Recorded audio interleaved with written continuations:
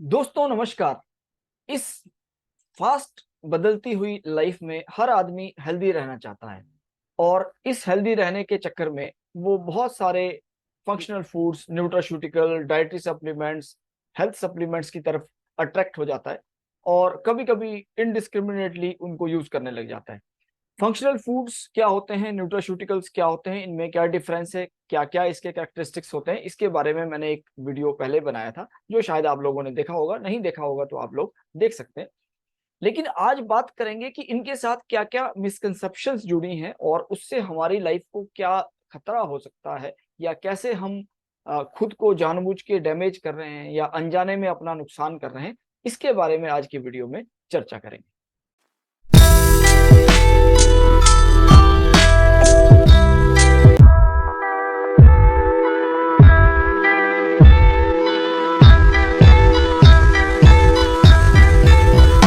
तो दोस्तों मेरा नाम है एसके शर्मा और क्वेश्चन पूछने से कभी मत डरना।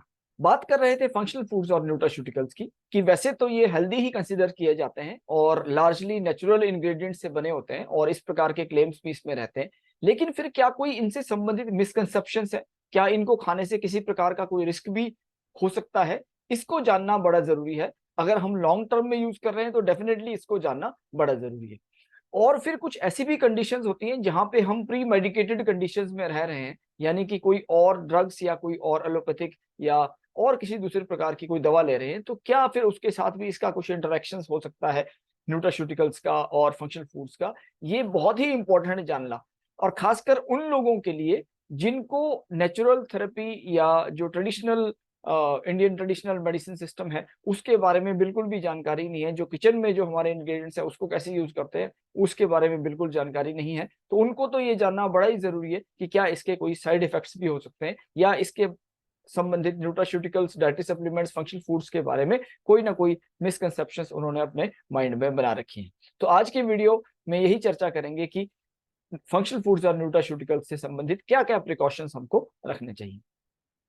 तो शुरुआत करते हैं कुछ आइडेंटिफिकेशन से। ये लेफ्ट हैंड साइड और राइट हैंड साइड में स्क्रीन पे आपको दो इमेजेस नजर आ रही होंगी। तो आप में से कितने लोग हैं जो इनको आइडेंटिफाई कर सकते हैं? खासकर वो लोग जो 20 साल से कम जिनकी उम्र है, उसमें से कितने लोग हैं जो इसको आइडेंटिफाई आइडेंटिफाई कर सकते हैं? तो ये देखते हैं पहले।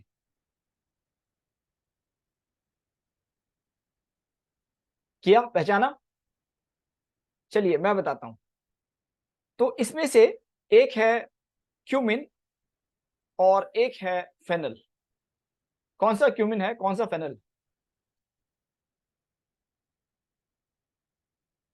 लेफ्ट हैंड साइड में जो है फेनल है, सौंफ जिसको हम लोग कहते हैं, और राइट हैंड साइड में क्यूमिन है जिसको हम लोग जीरा बोलते हैं। ये दोनों ही जो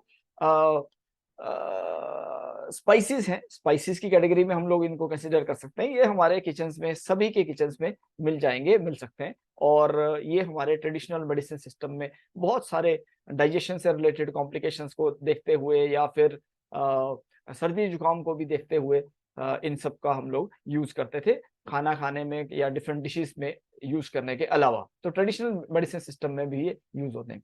लेकिन आजकल एक जनरेशन ऐसी है जो हर्ब्स या प्लांट्स को कैसे कल्टीवेट किया जा सकता है उनको नहीं आइडिया है इस बात का, क्योंकि वो गांव में नहीं रहे हैं। तो अर्बन एरियाज में ही बड़े हैं, पले हैं और पढ़े हैं। तो उनको बिल्कुल भी आइडिया नहीं है कि हर्ब्स को कैसे कल्टीवेट करते हैं, या फिर उनका किचन में कैसे यूज करते हैं वो भी उनको नहीं पता है, क्योंकि जो खड़े मसाले हैं वो बहुत सारे किचन में आने बंद हो गए हैं। अब मसाले पीस के ही आते हैं, तो खड़े मसालों को लोग जानते ही नहीं है, या खड़े जो हमारे हर्ब्स हैं उनको भी नहीं जानते। तो इनसे क्या क्या होम रेमेडीज हो सकती थी, ये भी ये जो जनरेशन है ये इससे मैं कहूंगा कि डिप्राइव्ड रह गई है इस नॉलेज से, ट्रेडिशनल नॉलेज सिस्टम से। इनका बच्चों का अपना कोई दोष नहीं है इसमें, लेकिन फिर भी ये जनरेशन डिप्राइव्ड रह गई है। अब होता क्या है कि अचानक से इनका एक्सपोजर होता है ऐसे प्रोडक्ट्स की तरफ जो कि हैं तो यही जो हमारे किचन में मिलने वाले प्रोडक्ट्स, लेकिन वो किसी दूसरे फॉर्म में उसको प्रेजेंट किया जाता है, दूसरे फॉर्म में एडवर्टाइज किया जाता है। अब टर्मरिक को करक्यूमिन के फॉर्म में ज्यादा एडवर्टाइज किया जाता है, जबकि टर्मरिक हम लोग हर रोज यूज करते हैं अपने किचन में। तो अब ये जनरेशन जो है इसकी तरफ ज्यादा अट्रैक्ट होती है, और एज ए कॉन्सिक्वेंस जब उनको ट्रेडिशनली इसको कैसे हम लोग यूज करते हुए आए हैं या कैसे हमारे जो पेरेंट्स हैं या ग्रैंड पेरेंट्स हैं वो इसको यूज करते थे, वो उनको इसका बारे में कोई भी आइडिया नहीं होता है, तो फिर वो कहीं ना कहीं किसी गलत तरीके से इसको यूज करने लग जाते हैं। और इसके साथ साथ बहुत सारी मिसकंसेप्शंस भी जुड़ी हैं, क्योंकि ये तो नेचुरल है, ये तो हानिकारक नहीं है, तो ये भी साथ में जुड़ी रहती है, तो उनका कॉन्फिडेंस और ज्यादा हो जाता है कि भाई ये तो बढ़िया ही होता है, तो चलो हम अपनी हेल्थ इंप्रूव करने के लिए इन सब चीजों को यूज करते हैं। तो भाई फंक्शनल फूड्स और न्यूट्रास्यूटिकल को आप बड़े ही कॉशियसली यूज करें। ऐसा नहीं है कि ये नेचुरल है तो सब कुछ बिंदास बिल्कुल परफेक्टली चलेगा, इसके लिए भी कुछ ना कुछ लिमिटेशंस, इसके लिए भी कुछ ना कुछ कंडीशंस, इसके लिए भी कुछ ना कुछ हमको प्रिकॉशंस रखनी पड़ेंगी ताकि हमारी हेल्थ को फायदा हो सके। फंक्शनल फूड्स को और न्यूट्रास्यूटिकल्स को इनडिस्क्रिमिनेटली यूज करेंगे तो हमारा लॉस होने वाला है। अब देखते हैं कि क्या स्पेसिफिक वो मिसकंसेप्शंस है जो कि इसके बारे में प्रचलित हो रही हैं और प्रचलित हैं, जो कि हमको कहीं ना कहीं गलत डायरेक्शन में फिर ले जाती हैं। तो ये अमेरिकन कैंसर सोसाइटी है। अमेरिकन कैंसर सोसाइटी ने एक आर्टिकल में पब्लिश किया कि आर डाइटरी सप्लीमेंट्स सेफ। ये डाइटरी सप्लीमेंट्स क्या सेफ होते हैं, या कि इसके साथ कुछ ना कुछ मिसकंसेप्शंस जुड़े हैं, तो इसके बारे में चर्चा करी और इसी को मैं आज डिस्कस करने वाला हूं कि क्या क्या मिसकंसेप्शंस हैं जो कि dietary supplements, nutraceutical, functional foods के बारे में प्रिवेल कर रही है हमारे चारों तरफ और जिससे हमको बचने की जरूरत है। तो सबसे पहले कि natural is safer than manmade. अब ये पहली चीज है जिसमें लिखा है कि natural is safer than manmade. भाई बात तो सही है, देखने में तो ये ठीक लगता है कि भाई जो नेचुरल है वो सेफ होगा, जो मैनमेड होगा वो हानिकारक हो सकता है, लेकिन क्या हमेशा ऐसा होता है कि नहीं होता है, ये देखते हैं। तो botanical supplements, garlic, ginger, ginkgo biloba, so are sold as natural products. ये सारे के सारे नेचुरल प्रोडक्ट्स की तरह हम लोग इसको मार्केट में ये बेचे जाते हैं। और different parts of the same plant can contain different chemicals. लेकिन ये बड़ा इंपॉर्टेंट चीज है कि अलग अलग प्लांट पार्ट्स में, एक ही प्लांट के अलग अलग पार्ट्स का कंपोजिशन अलग अलग होता है। तो भाई इसमें से कुछ एक तो बेनिफिशियल होते हैं, some are helpful and other might be poisonous और एलर्जिक। कुछ इसमें से पॉइजनस भी हो सकते हैं, उसी के ही प्लांट पार्ट, उसी प्लांट के दूसरे parts. So botanical marketed as all natural, तो जिनको ऑल नेचुरल की तरह मार्केटेड किया जा रहा है, मार्केटिंग किया जा रहा है ऑल नेचुरल की तरह, they are not always the most helpful ones. वो हमेशा बिल्कुल सेफ नहीं होते, they are always not the most helpful ones since they may not be refined और to remove the potentially harmful chemicals. तो जो उसके साथ के दूसरे उसके प्लांट पार्ट्स होते हैं उसमें कोई अनडिजायरेबल केमिकल्स भी आ सकते हैं, अगर उनको रिमूव नहीं किया जाएगा तो ये हमेशा हमेशा हेल्पफुल नहीं होते हैं, जो ऑल नेचुरल टाइप के इंग्रेडिएंट होते हैं। Soil, climate and other growing conditions may also affect the composition. Turmeric contains a wide variation in curcumin. Turmeric में, कर्क्यूमिन में बहुत वेरिएशन होता है। हाँ, किसी में 6% होता है, किसी में 3% होता है, किसी में 2% होता है, तो अलग अलग वेरिएशन इसमें रहता है। तो ठीक उसी प्रकार से ये सारे के सारे नेचुरल इंग्रेडिएंट्स हैं, इनके भी कंपोजिशन में फर्क आता है, इनकी भी रिफाइनमेंट अगर नहीं होती है तो हार्मफुल केमिकल्स भी हमारे पास आ सकते हैं। कॉम्फ्री एंड कावा कैन हार्म द लिवर, तो ये भी एक एग्जांपल है। तो इससे हमको ये पता लगता है कि नहीं भाई, अगर नेचुरल है तो वो सेफ ही है, ऐसा मानना बिल्कुल गलत है जब तक हम उसको रिफाइन नहीं करते हैं। ड्यू रिफाइनिंग अगर उसकी नहीं होती है तो all naturals they may not be safe as compare to the man made things. तो इस चीज को हमको ध्यान में रखना है। दूसरा मिसकंसेप्शन आता है कि मोर इज बेटर, कि भाई अगर ज्यादा खाएंगे तो अच्छा रहेगा, हमारे सेहत के लिए और अच्छा रहेगा, अगर बेनिफिशियल कोई इंग्रेडिएंट है उसको ज्यादा यूज करो तो ज्यादा अच्छा रहेगा। Mega doses of certain vitamin can prevent और क्योर डिजीजेस। बहुत अगर ज्यादा डोजेज लेंगे तो कोई डिजीज प्रिवेंट हो सकता है। No scientific evidence large doses of some vitamin और minerals they can be dangerous और इवन हार्मफुल। वो डेंजरस भी हो सकते हैं या हार्मफुल भी हो सकते हैं हमारे लिए। डेंजरस तो नहीं है लेकिन हार्मफुल भी हो सकते हैं, इसलिए बहुत ज्यादा कंसंट्रेशन में, बहुत ज्यादा क्वांटिटीज में अगर हम कोई भी विटामिन, कोई भी मिनरल, कोई भी नेचुरल कंपाउंड भी अगर हम ले रहे हैं so that will be harmful. Body can not get rid of large doses of vitamin A. अगर हम लोग बहुत लार्ज डोजेज विटामिन ए के ले लेते हैं, हमारी बॉडी से उसका एक्सक्रीशन होता ही नहीं है and it can reach toxic levels.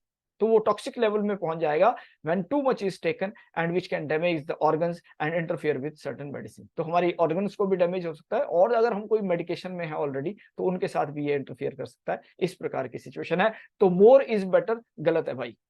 Talk with your healthcare team before taking large doses of any vitamin, mineral or other supplements. Your doctor, nurse or pharmacist should be able to help you and find information on the safe doses. तो जब तक आपको safe doses ना पता लग जाए तब तक आप ज्यादा क्वांटिटी में कोई भी नेचुरल इंग्रेडिएंट यूज ना करें। अगर आपने देखा होगा कभी हल्दी भी बहुत ज्यादा खा लेते हैं हम लोग तो हमको कुछ ना कुछ अंदर से गर्मी या इंडाइजेशन वाली प्रॉब्लम आनी शुरू हो जाती है। तो more is not good, so only limited quantities, only recommended quantities, only what our body can accept is better for our body.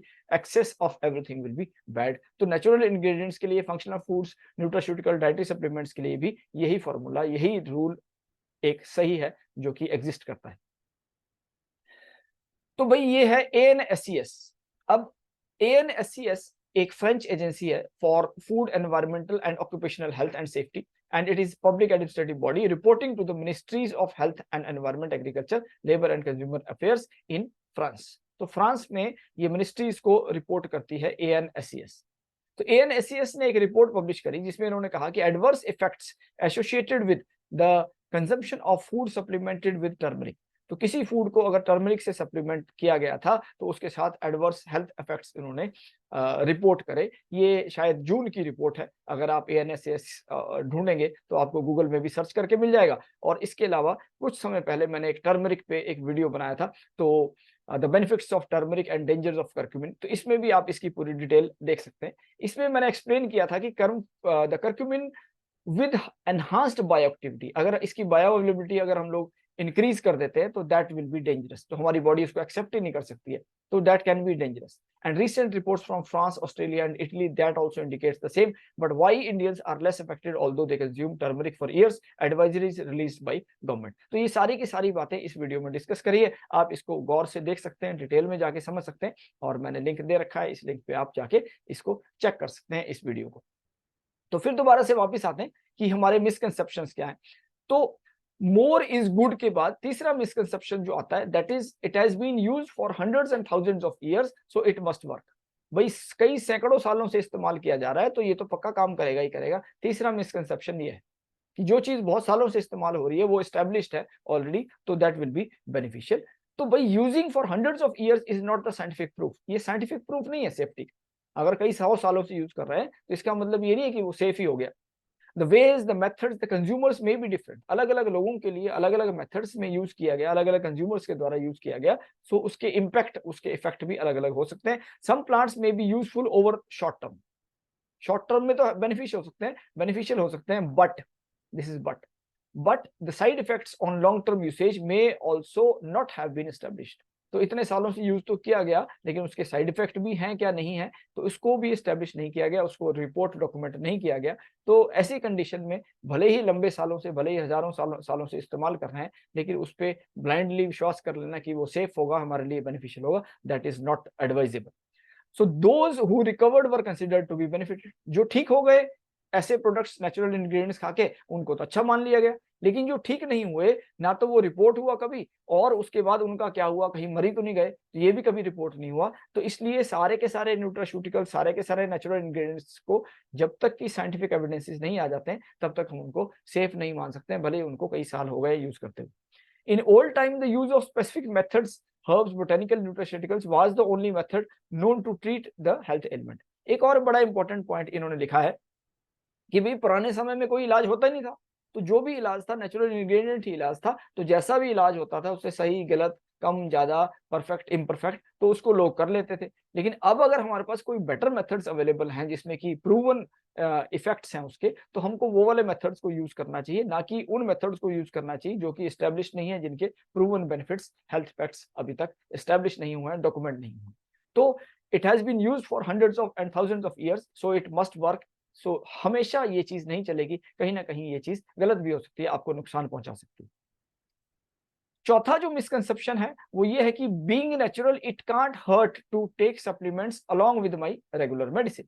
कि भाई ये तो नेचुरल है, अगर मैं अपनी रेगुलर मेडिसिन के साथ भी सप्लीमेंट्स को लेता हूं तो ये मुझे नुकसान नहीं पहुंचाएगा, इस प्रकार का अजम्पशन है।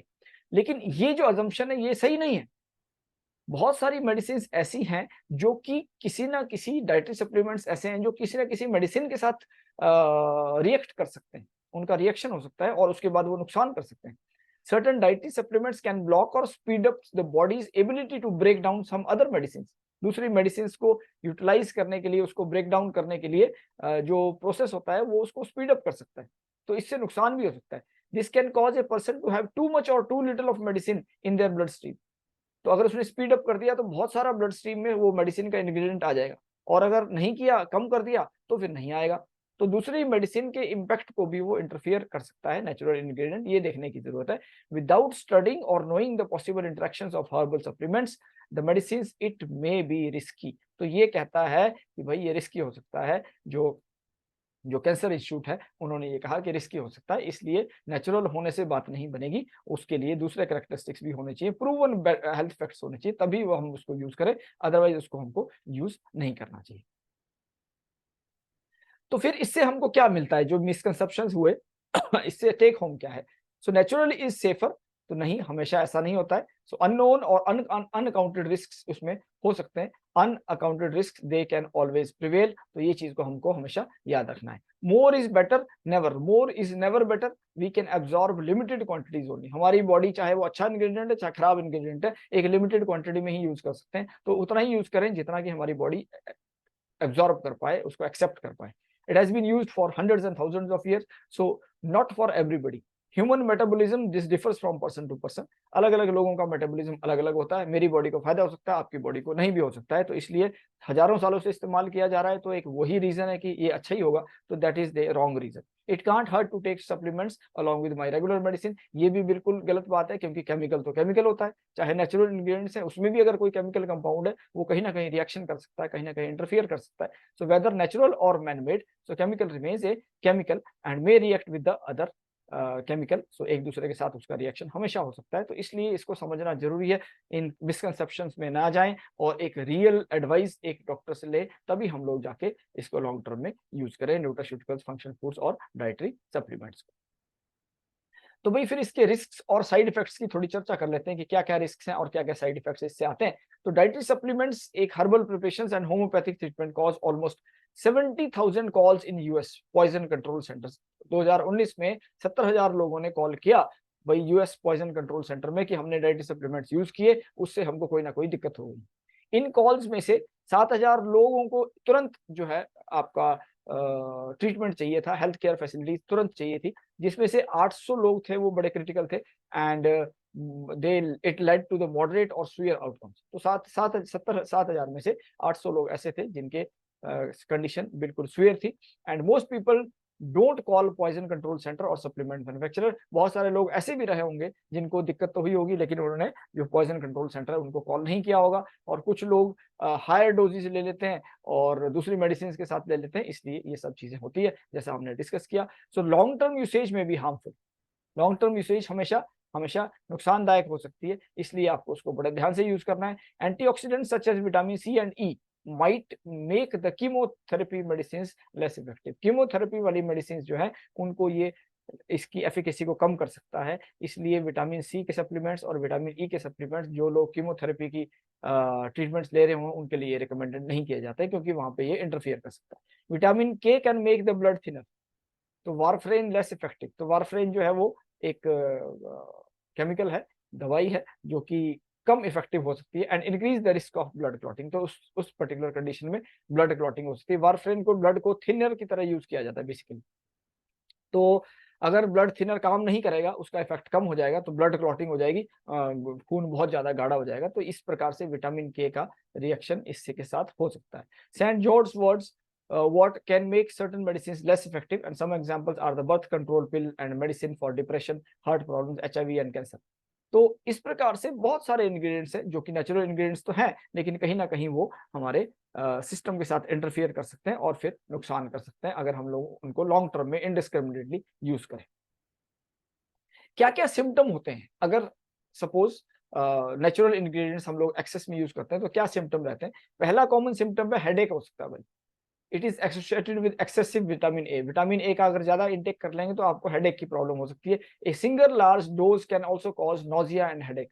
एक ही डोज अगर आपने बहुत ज्यादा ले लिया तो वो भी नोजिया हेडेक कॉज कर सकता है, इस चीज को हमको देखना चाहिए।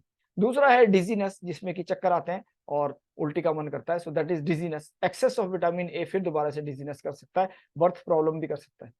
एंड न्यूट्रास्यूटिकल वही लें जिनका हम लोग प्रिस्क्रिप्शन है हमारे पास, उन्हीं को लें, दूसरों को ना लें। This is the advice which is given. Then elevated blood pressure increase हो सकता है। तीसरा सिम्टम आ सकता है ब्लड प्रेशर इंक्रीज हो गया।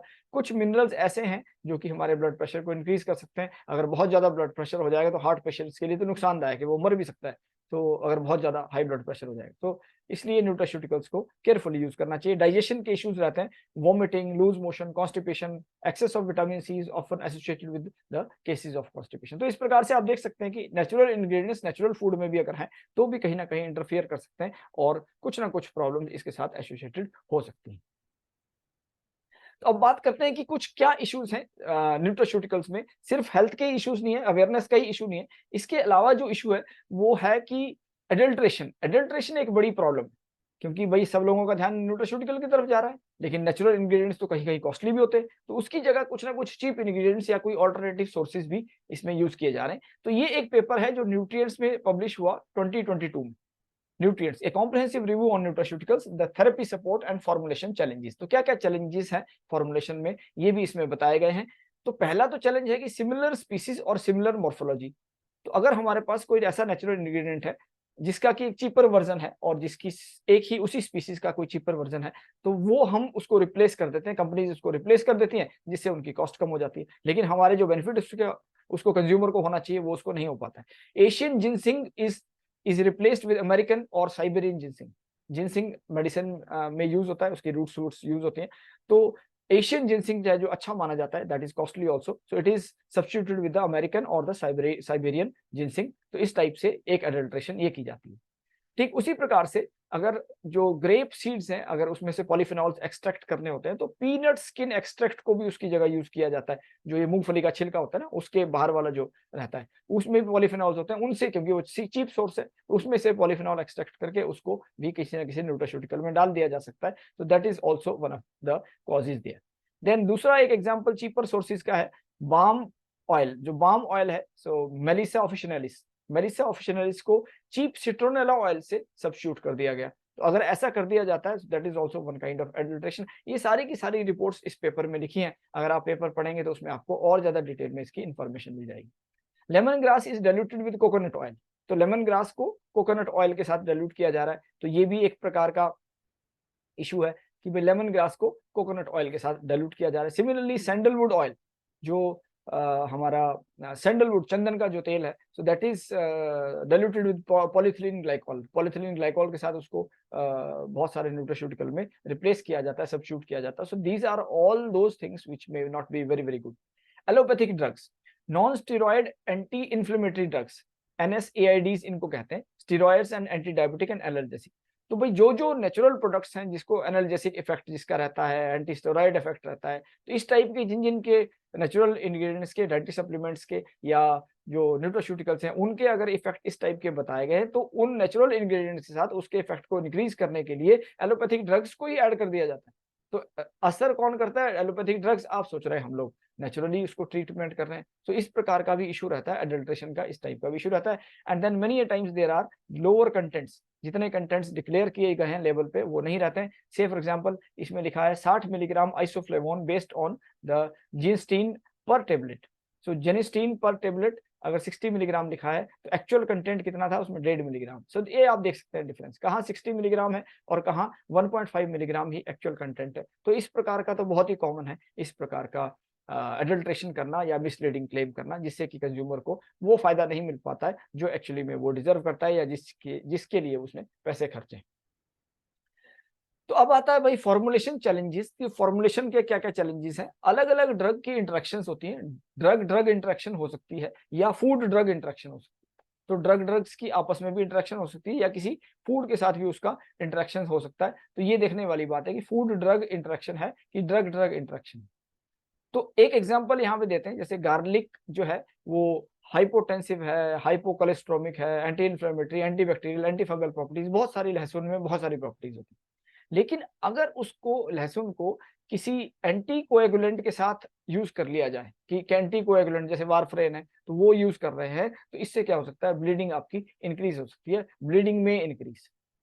अगर गार्लिक को हाइपोग्लाइसेमिक जो ड्रग्स हैं उन इनके साथ, जैसे इंसुलिन है उसके साथ यूज किया जाए, तो हाइपोग्लाइसीमिया हो सकता है। तो that may be one of the problems. Garlic को अगर प्रोटीज इनहिबिटर्स के साथ किया जाता है use, so then it may decrease the blood levels and the effectiveness. तो इस प्रकार से आप देख सकते हैं कि गार्लिक इंटरेक्ट करता है फॉर्मुलेशंस बनाने में, और वहां पे हमको ध्यान देना होगा कि कोई हमारे पास हम लोग एलोपैथिक ड्रग्स को तो नहीं यूज कर रहे हैं। अगर एलोपैथिक ड्रग्स को यूज कर सकते हैं तो उस पर्टिकुलर कंडीशन में गार्लिक वाले नेचुरल इंग्रेडिएंट्स को या डाइटरी सप्लीमेंट्स को या न्यूट्रास्यूटिकल्स को हमको लिमिट करना पड़ेगा, कंडीशनल बनाना पड़ेगा। तो ठीक उसी प्रकार से बात करते हैं जिंजर की। तो जिंजर को भी अलग अलग डाइजेशन और स्टमक से रिलेटेड प्रॉब्लम्स और पेन रिलीविंग में यूज किया जाता है, जुकाम में भी, नोजिया में भी यूज किया जाता है। So that is how it's there. तो जिंजर का भी जो रोल है वो एंटीकोएगुलेंट के साथ ब्लीडिंग का रिस्क बढ़ा देता है वो, और हाइपोग्लाइसेमिक में हाइपोग्लाइसेमिया कॉज कर देता है इंसुलिन के साथ। And then the calcium channel blocker की तरह माना जाता है, और इरेगुलर हार्ट बीट ये कॉज कर देता है। तो ginger may cause irregular heart beat, so that is one of the problems associated with ginger. It is also a natural ingredient. अब ग्रीन टी की बात करते हैं। तो green tea it improves alertness, Parkinson disease में इसको use किया जाता है, कार्डियोवास्कुलर डिजीज में फायदा होता है। लेकिन जब इंटरेक्शंस होती हैं ड्रग्स के साथ तो कैसा होता है? तो ग्रीन टी प्लस स्टिमुलेंट, सो एलिवेटेड हार्ट रेट और ब्लड प्रेशर बढ़ा सकता है। अगर किसी को ब्लड प्रेशर की प्रॉब्लम है, अगर चाय बहुत ज्यादा पिएगा तो उसका ब्लड प्रेशर इंक्रीज हो सकता है। Similarly the green tea with warfarin, it will make the warfarin less effective. तो जो ब्लड क्लॉटिंग हो जाएगी उससे, और उसको कम वो इफेक्टिव बना देता है। सिमिलरली ग्रीन टी को किसी और के साथ मिक्स कर दिया जाए तो it may increase some kind of cancers also, some kinds of cancers may be associated. Ginkgo biloba leaf extract की बात करते हैं। तो जिंको बाइलोबा अगर हम लोग बात करेंगे तो अल्जीमर डिजीज में इसको यूज करते हैं, और अगर ये एंटीकोएगुलेंट्स के साथ इसको यूज करते हैं तो then it may increase the risk of bleeding का रिस्क बढ़ सकता है, या it may reduce the effectiveness of in preventing the seizures. किसको फिट विट पड़ते हैं तो वहां पे सीजर्स को रोकने में जो दवाइयां यूज होती हैं उसको इफेक्ट को वो कम कर सकता है। इसलिए जिंको बाइलोबा के लीफ एक्सट्रैक्ट को भी हमको ध्यान से यूज करना चाहिए। फिर आता है लिकोराइस। तो लिकोराइस में stomach ulcers, heart Burns, colic disease के साथ इसको हम लोग एसोसिएट करते हैं। अगर एंटी हाइपरटेंसिव ड्रग्स के साथ इसको यूज किया जाए तो वो उन ड्रग्स को लेस इफेक्टिव बना देगा। अगर एंटी एरिथमेटिक ड्रग्स के साथ इशू किया जाएगा so then decrease the efficacy and it will decrease the efficacy and increase abnormal heart rate. So rhythm को ये चेंज कर देता है। सो इस टाइप से देख सकते हैं कि बहुत सारे फॉर्मुलेशन के चैलेंजेस भी हैं। तो कैमोमाइल है, टी एक्सट्रैक्ट है। कैमोमाइल अगर देखते हैं तो it is a dietary supplement for stomach cramps. लेकिन कैमोमाइल को एंटीकोगुलेंट्स के साथ यूज करेंगे तो ब्लीडिंग का रिस्क बढ़ जाएगा, और iron absorption is also reduced. तो इस प्रकार से मिनरल एब्जॉर्प्शन में भी कभी कभी ये इंटरफियर करते हैं। इन सब चीजों को हमको ध्यान में रखना चाहिए जब हम लोग न्यूट्रास्यूटिकल्स और फंक्शनल फूड्स, डाइटरी सप्लीमेंट्स की बात करते हैं। तो भाई फिर टेक होम क्या हुआ? टेक होम ये हुआ कि consult your doctor before taking the nutraceuticals. ऐसा नहीं है कि बाजार गए और कोई भी न्यूट्रास्यूटिकल उठा लिया और फिर उसको महीनों तक खाते जा रहे हैं। तो उसकी बजाय आप किसी को कंसल्ट करें, जब वो रिकमेंड करे, जितने डोज में रिकमेंड करे उतना ही आप लें, और उतने ही पीरियड के लिए लें जिसमें एक फिजिशियन ने या डॉक्टर ने आपको प्रिस्क्राइब किया हो। Ask the possibility of any interaction with medicine. अगर आप कोई दवाई ले रहे हैं तो आप डॉक्टर को जरूर पूछिए कि क्या कोई इसका इंटरेक्शन किसी दवाई के साथ तो नहीं होगा, किसी दूसरी मेडिसिन के साथ ये इंटरफेयर तो नहीं करेगा। उसको आप जरूर पूछिए, because that will B A precaution. कुछ नई मेडिसिन आई हैं जिसके साथ अभी तक इंटरेक्शन पता ही नहीं होता है कि नेचुरल इंग्रेडिएंट का इंटरेक्शन क्या है, तो वो एक समस्या है। उस पर्टिकुलर सिचुएशन में आपकी कोई हेल्प नहीं कर पाएगा। वो जब आपको कोई ना कोई रिएक्शन या प्रॉब्लम हुई उसी से हमको पता लग पाएगा। Avoid taking continuously for long duration. ये तो पक्की बात है, बहुत लंबे समय तक, 2 महीने, 4 महीने, 6 महीने, 12 महीने तक आप कभी भी इस्तेमाल ना करें, चाहे वो कितना ही नेचुरल क्यों नहीं है, वो भी हमारा हानिकारक हो सकता है। And keenly observe your body. हमारी बॉडी का जो रिएक्शन है या बॉडी का जो रिस्पॉन्स है उसको आप ध्यान से ऑब्जर्व करिए कि न्यूट्रास्यूटिकल के लिए हमारी बॉडी पॉजिटिवली रिस्पॉन्ड कर रही है या नेगेटिवली रिस्पॉन्ड कर रही है। अगर आप इस चीज को ऑब्जर्व करेंगे तो डेफिनेटली आप न्यूट्रास्यूटिकल से फायदा ले सकते हैं। अदरवाइज बहुत सारे आपको हेल्थ एसोसिएटेड प्रॉब्लम्स भी हो सकती हैं। सो ये ना देखें कि मार्केट में क्या मिल रहा है, क्या मार्केट किया जा रहा है। So by what is required. आपकी बॉडी को जो चाहिए, जो रिक्वायरमेंट है वो ही आप खरीदिए, ना कि don't buy what is being advertised. तो जो एडवर्टाइज किया जा रहा है उसको मत आप खरीदिए। मार्केट जाते हैं हम लोग लेने, कुछ जाते हैं वहां से कुछ ना कुछ न्यूट्रास्यूटिकल उठा के ले आते हैं। हमारी बॉडी को वो चाहिए चाहे नहीं चाहिए। तो इसलिए जो भी आपकी बॉडी को चाहिए वही आप खरीदें, वही आप कंज्यूम करें। जो एडवर्टाइज किया जा रहा है वो आप ना खरीदें, ना कंज्यूम करें, क्योंकि हो सकता है आपकी बॉडी को उसकी रिक्वायरमेंट ना हो, और लॉन्ग टर्म में तो कभी भी ना जाएं उसको यूज करने के लिए।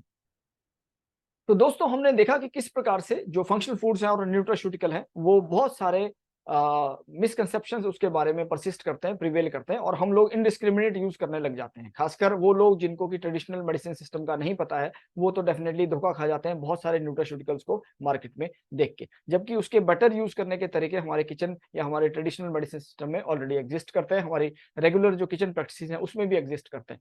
तो हम उन सब चीजों को सीखें पहले, और जाने पहचाने, और फिर हम लोग यूज करना शुरू करें। कोई भी आपका न्यूट्रास्यूटिकल है, कोई भी फंक्शनल फूड है, बहुत लंबे समय तक आप उसको इस्तेमाल ना करें, क्योंकि कुछ ना कुछ कॉम्प्लिकेशन हो सकता है। अगर आप स्पेसिफिक कोई डाइटरी सप्लीमेंट लेते हैं, न्यूट्रास्यूटिकल को यूज करना चाहते हैं, तो एक डॉक्टर की एडवाइस जरूर लें। और जितने भी प्रकार के मिसकंसेप्शन है कि ज्यादा खाने से फायदा होगा, ये नेचुरल है तो मेरा नुकसान नहीं करेगा, तो उसको भी ध्यान में रखें। अगर आप किसी भी प्रकार की मेडिकेशन के अंडर चल रहे हैं, कोई ट्रीटमेंट में चल रहे हैं, जहां पे आप एलोपैथिक मेडिसिन या कोई और मेडिसिन आप यूज कर रहे हैं, तो उसके साथ इसका इंटरफेरेंस, उसके साथ इसका इंटरेक्शंस, रिएक्शंस हो सकते हैं, तो वो उस दवा के एफिकेसी को कम या ज्यादा कर सकता है। तो इस चीज का ध्यान रखना है कि न्यूट्रास्यूटिकल्स या जो फंक्शनल फूड्स और डाइटरी सप्लीमेंट्स यूज करते वक्त हम लोग इस चीज का ध्यान रखें कि कहीं ऐसा तो नहीं है कि वो हमारे नॉर्मल बॉडी जो डिफेंस है उसके साथ ही इंटरफेयर करना शुरू कर देगा। ऐसी चीजों से हमको बचना चाहिए। बेस्ट तरीका है, जैसा डॉक्टर कहता है, डॉक्टर की एडवाइस लीजिए, जैसा डॉक्टर बोलते हैं कि आप इतने समय के लिए लीजिए, इस मात्रा में लीजिए, इस फ्रीक्वेंसी के साथ लीजिए, और ये वाला सप्लीमेंट लीजिए, आप सिर्फ उन्हीं को यूज करिए, so that will be far more beneficial to you. तो मैं समझता हूं आज की इन्फॉर्मेशन आपको अच्छी लगी होगी और कुछ ना कुछ आपके काम आएगी कहीं ना कहीं। और आज का वीडियो हम यहीं क्लोज करते हैं। आज के लिए इतना ही। Thank you very much. नमस्कार।